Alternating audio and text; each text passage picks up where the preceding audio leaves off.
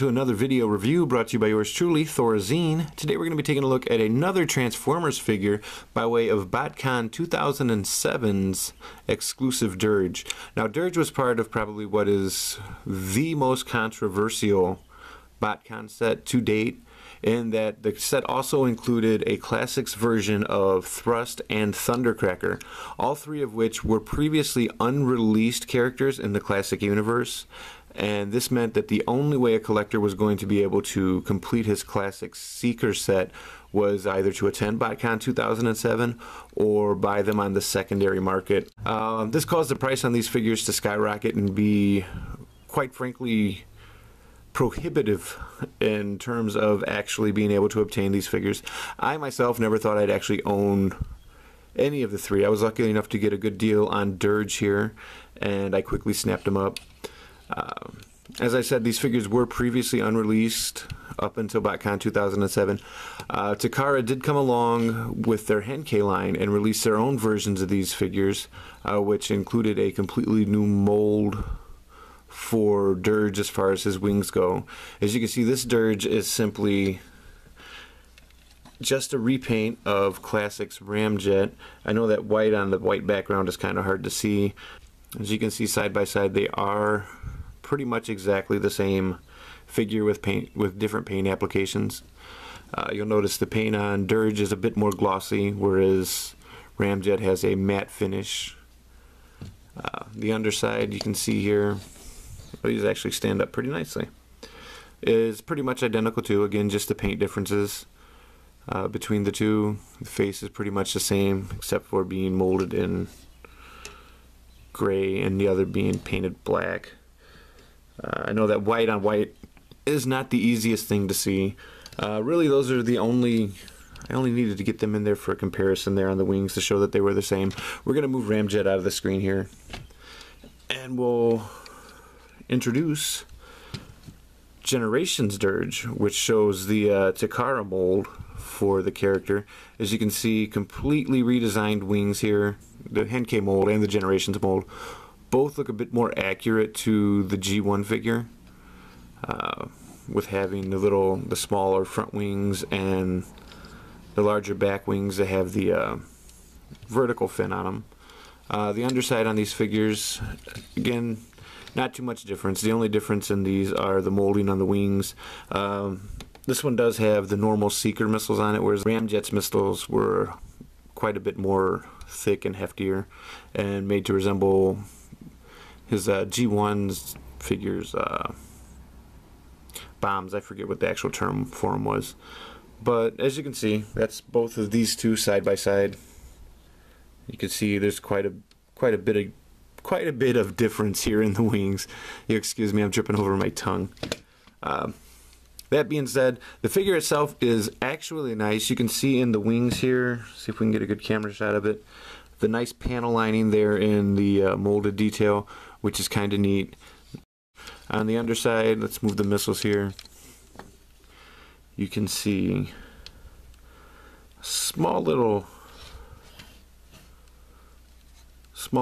painting application that's meant to represent the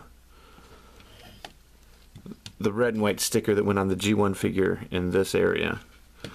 Again, for the time, with not having an official Dirge mold, this was a kind of an awesome repaint for Ramjet. I never would have thought to do, but it does actually work pretty well for the character, considering what the nice folks at Fun Publications were given to work with. That's about all I have to say about the vehicle mode. Let's go ahead and take a look at the transformation. Transformation, first thing you want to do is kind of fold the landing gear in to become his nipples. Next thing you want to do is straighten the feet out. Give the legs a quick little pull. You're going to fold these around like so. You want to be careful. I've noticed on some of my other Seeker figures, this little peg that goes into there, it can break pretty easily. So when you're bringing these around, make sure you give a little bit of care not to do so, not to break them. On this figure, you're also going to bring the wings back just slightly like that. And that is the complete transformation for the bottom half.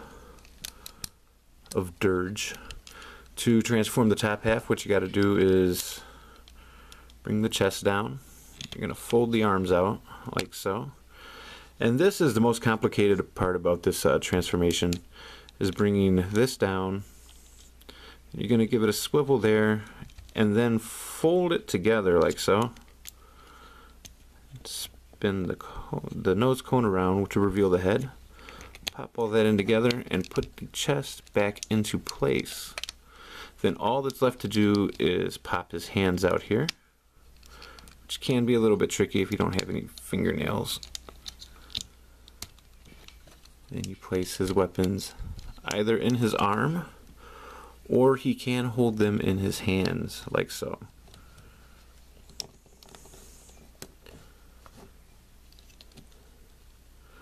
The robot mode on this figure, I'm actually loving. I'm a big fan of the Seeker molds in general. The classic Seeker mold has got to be one of my favorites, and the one I actually own the most versions of. I don't know, for those of you who have looked at my collection pictures or some of my other videos have noticed I have quite a few classic Seekers, including most, if not all, of the knockoffs. From CHMS, Cold, and just other low-quality Chinese knockoffs. I'm a bit of a Seeker fanatic, in case you haven't noticed. Yeah. Anyway, let's get on with the review here. Let's bring in Henkei Dirge so we can compare the two robot modes. Again, you can notice the wings are different. The wings on the Henkei Dirge don't fold back, whereas the ones on the BotCon Dirge do. I do kind of like that feature that they fold back a little bit and have a little bit more transformation into them. The footprint that the Henkei mold uses is quite a bit larger than this one because of the fact that it's so much wider, and it makes it harder to get more figures in close to them. Some of my shelves are pretty packed, especially my Seeker shelves. So those couple little centimeters there do make quite a bit of difference for me. Let's take a quick look at the back of both of these so you can compare. You'll notice that this is they are different blues, even compared to the Generations version. 3 different shades of blue going on there. That's really it for comparison. It's just the molding and the coloring. The mold is pretty much the same except for the wings. So yeah, let's take a look at the articulation on this guy. Not a whole lot going on for articulation. This is a mold from the early days of the Classics universe. So at the time they were pretty groundbreaking. Now some of them seem kind of simplified, but they are still very adequate. I'm very happy with this mold. Not much here in the feet. You can fold the feet up, but again, that's part of the transformation and doesn't really leave you with a level foot for standing on. The knee is single hinged, and you can get about 90 degrees of articulation there. There is also a swivel point there in the knee, which provides 360 degrees of rotation. The hips are ball jointed, which allow for roughly 90 degrees of lateral motion. A little less than 90 in the forward motion because the hip skirt there kind of gets in the way, and not very much as far as backwards motion. You can rotate them at the hip slightly if you're real careful. You can't get that all the way around. I'm not willing to try it on my new BotCon Dirge. In the wrists, you'll see a hinge. You can cock the wrist in. Not really an articulation point. In the elbow, you'll see a single hinge, providing 90 degrees of forward motion there in the arm. The shoulder is hinged with the swivel point on it. Hinge allows for a little more than 90 degrees of lateral motion, as well as 360 degree rotation out of the swivel point. The head is on a swivel point too and can be turned slightly side to side. The back of the cockpit here does prevent it from rotating all the way around in robot mode, but still, for the time, a great engineering feat as far as Seekers go. Still stands up today and remains one of my favorite molds to come out of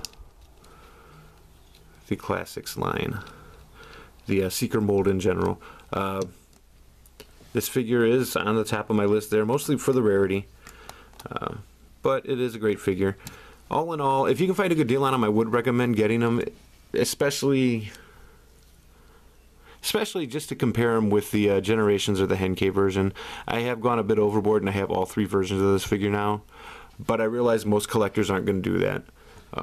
The Generations and the Henkei figures are more accurate to the G1 counterpart, but again, this is a BotCon exclusive and it is kind of neat to have in your collection.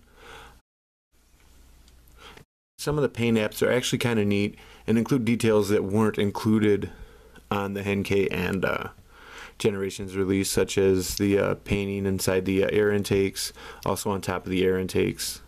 I have noticed that this figure does not have a Decepticon symbol on it, though. I don't know if maybe none of them did, or if just maybe this one didn't, since I did get it off the secondary market. I'm pretty sure they didn't include a Decepticon symbol. Anyway, this has been another video review brought to you by yours truly, Thorazine. I appreciate you watching, and please tune in again when we'll be taking a look at some more toys.